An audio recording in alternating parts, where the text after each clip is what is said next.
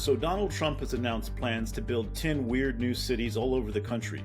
They're called freedom cities, but that's like something out of George Orwell's 1984. These are zones where corporations will have all the power and the usual rules of democracy won't apply.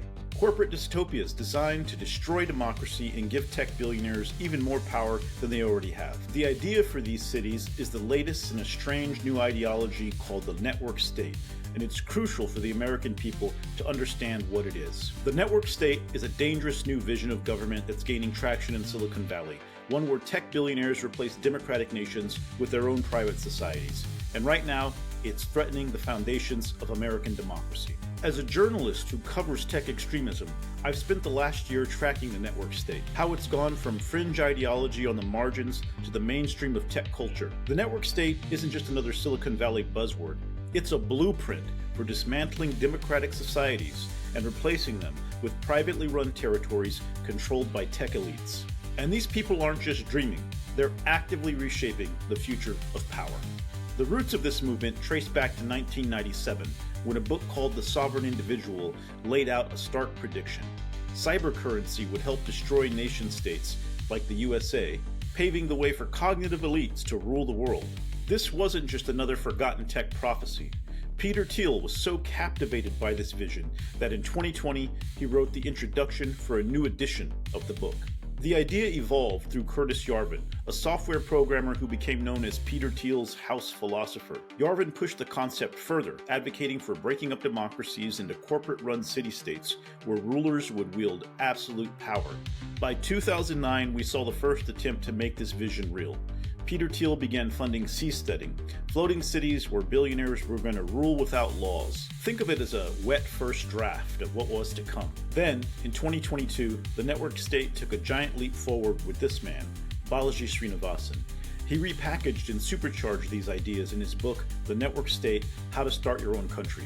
He offered two paths to this new world order: exit and voice. The exit strategy is about literally leaving existing nations to build new ones on private land. We're already seeing this play out. In Honduras, there's Próspera, a corporate-run city where companies write the laws. And when Honduras tried to stop this tech colony, Próspera's investors sued the entire country for over $10 billion. And then there's Praxis, backed by tech titans Marc Andreessen, Peter Thiel, and OpenAI's Sam Altman. It's a planned city for high-status people that keep shifting location. First the Mediterranean, and now they're eyeing Greenland. Coincidentally, the same land Trump once offered to buy and has threatened with military force. Now, in the US, Trump's proposed corporate cities would hand over American land to corporations to create their own mini-governments. But while these exit plans are concerning, the immediate threat comes from the voice strategy, using tech, wealth, and power to capture existing governments from within. We're watching this unfold right now. Elon Musk has effectively bought himself the presidency, as we mentioned in our last video, and he's installed himself as CEO dictator while Trump serves as chairman. Musk brought in two of Peter Thiel's allies, Marc Andreessen and David Sacks, to take over government and remake it for them. It's the voice strategy applied to the ultimate prize, America itself. So, what's their endgame? And how are these new Trump freedom cities part of it? Let's start here. This isn't your grandfather's corporate lobbying. These billionaires don't want to just influence government, they want to become the government.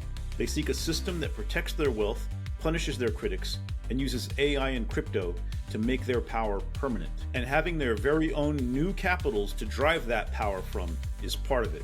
Here's how we fight back. Expose the playbook. Most Americans don't realize this takeover is happening. Share this information and help others understand the pattern behind these seemingly separate events. Support the watchdogs.